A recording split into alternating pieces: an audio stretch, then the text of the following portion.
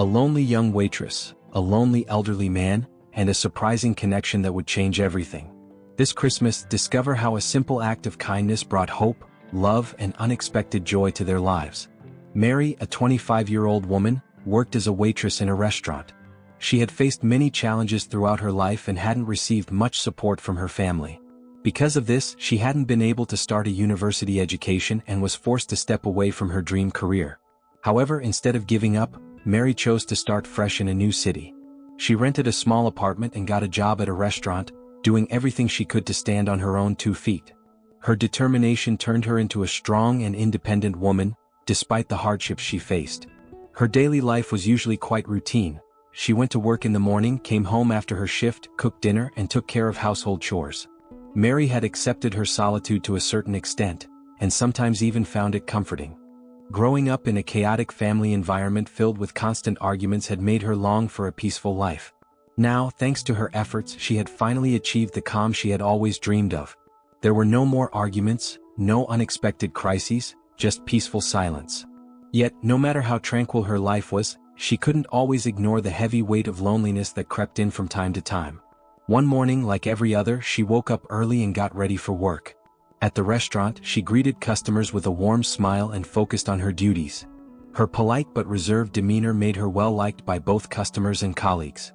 Mary was always reliable, carrying out her responsibilities flawlessly and earning the trust of her co-workers. That day, with New Year's approaching, the staff decided to decorate the restaurant together after closing. They all rolled up their sleeves and decorated a big Christmas tree. They hung sparkling ornaments on the windows, arranged the tables beautifully, and placed fragrant candles in every corner. The atmosphere they created was stunning. The restaurant felt warm and enchanting. Mary paused for a moment to take it all in. The lights, the scent of the candles, and the ambience gave her a sense of peace. But deep down she felt a swirl of emotions. She wasn't sure if she loved or hated the holidays. The holidays of her childhood were rarely pleasant, often marked by chaos, disappointment, or arguments. Yet, in this moment she wanted to lose herself in the beauty of it all. Still, she couldn't help but think about how most people spent New Year's with their loved ones. That thought made her a little sad. Mary was alone. Perhaps her mixed feelings about the holidays stemmed from this very fact. The next day, when Mary arrived at work, she noticed that the decorations looked even more beautiful in the daylight. The warm and cozy atmosphere of the restaurant lifted her spirits a little, and she continued her shift with renewed energy. While taking a customer's order, something caught her eye. Outside the restaurant, just by the window, stood a man who appeared to be around 55 or 60 years old. He was wearing an old, slightly worn-out coat.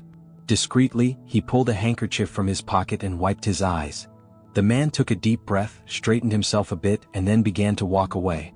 After finishing the order, Mary walked toward the counter and noticed the man entering the restaurant. He quietly made his way to a corner table and sat down. Everything about him exuded sadness. His eyes were still slightly red, and he gazed absent-mindedly at the falling snow outside. Mary approached his table to take his order. In a calm but trembling voice, the man asked for just a coffee. Mary wanted to ask, "Are you okay?" But for some reason she couldn't muster the courage.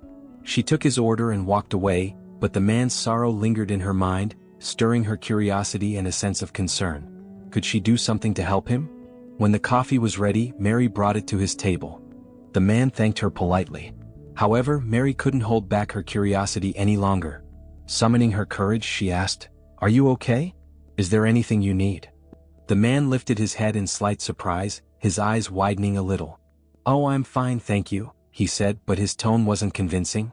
Mary could sense that he wasn't really okay. Unable to suppress her curiosity, Mary tried to lighten the mood with a joke. In a gentle tone she said, "Are you sure? Or is this a New Year's special eye makeup? If so, I must say, you've done an amazing job." The man looked at her, puzzled. "Pardon?" he asked. Realizing what she had said, Mary blushed slightly and tried to recover. You look a bit emotional," she said, her cheeks turning red. The man chuckled softly, a faint smile breaking across his face. "Ah yes, my eyes must be a bit red," he admitted. "You're right. I guess I've been feeling a little sentimental." Encouraged by his honesty, Mary gently pulled out the chair next to him and sat down. The man hesitated at first but then began to speak. "It's the holiday season," he said with a touch of sadness. "All my kids live in different cities. Life's busy, work stress, packed schedules. They promised to visit this year, but it looks like that won't happen. Mary nodded sympathetically. The man continued, I thought about going to see them instead, but how do I choose? I have 3 kids and they're all in different places. Plus. Leaning in slightly, he lowered his voice, I'm terrified of flying. Can you believe it? I've only left this city once in my entire life, and that was back in my youth. The man sighed, his words fading into the snowy scene outside the window. Mary responded with a gentle smile. That's truly a tough situation, but I'm sure they love you very much. Life can be hard for all of us sometimes, she said softly. The man nodded slightly, the sadness still evident in his eyes. You're right, he said. I know that. But the holiday season always feels harder. The older you get, the tougher it becomes. Mary realized from the man's conversation that he didn't have a wife, so she decided not to ask the question lingering in her mind. Instead, she smiled and said, maybe this year things will be a little different. Remember, there's always hope, before gently walking away. The man continued sipping his coffee, gazing at the falling snow outside. Meanwhile, Mary's thoughts returned to the ideas that had been troubling her since last night. The holiday season carried mixed emotions for her too.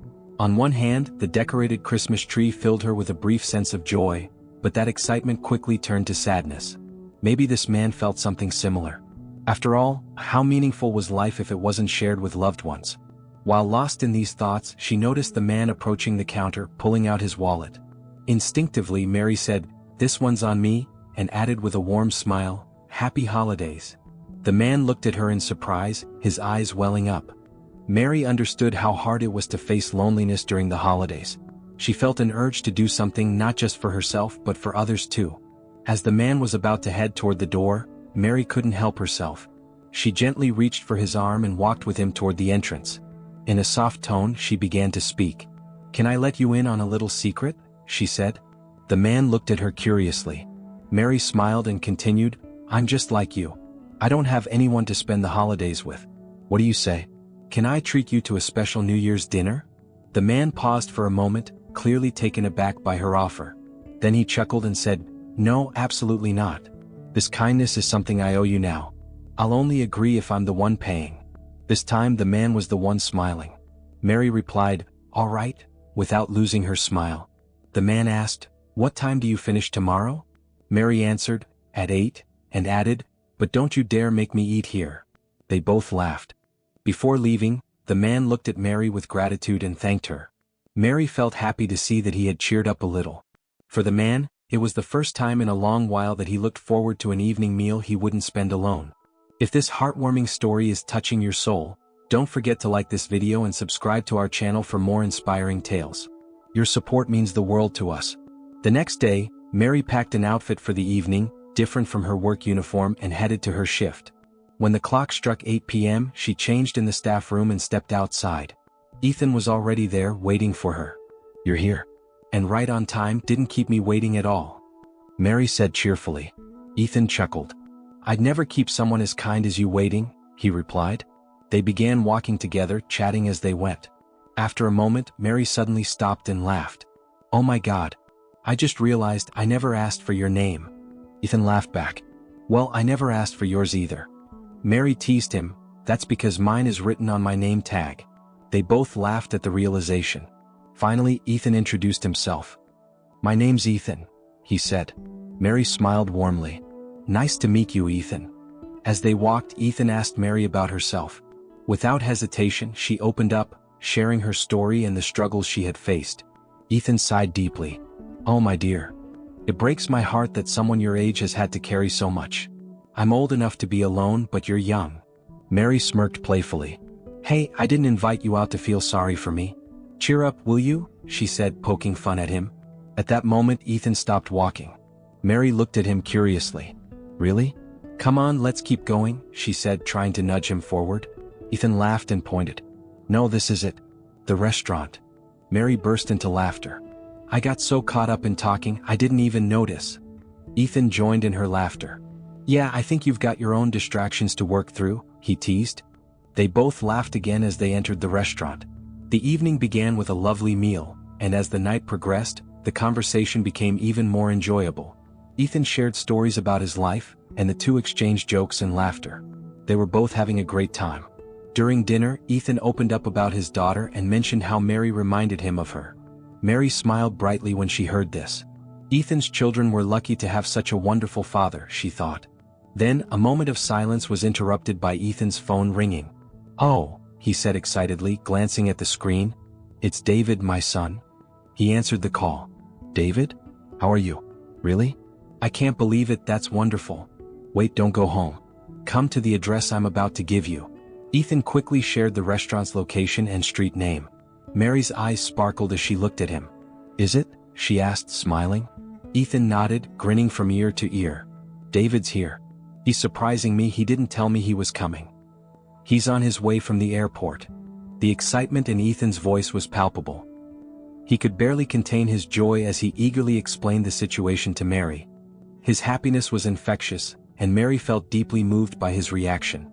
In that moment, she realized that this holiday season, which began with loneliness for both of them, was about to become something entirely different, a memory to cherish. After a while, Ethan suddenly stood up, calling out excitedly, "David!" Mary turned toward the door, her eyes locking onto David for a moment.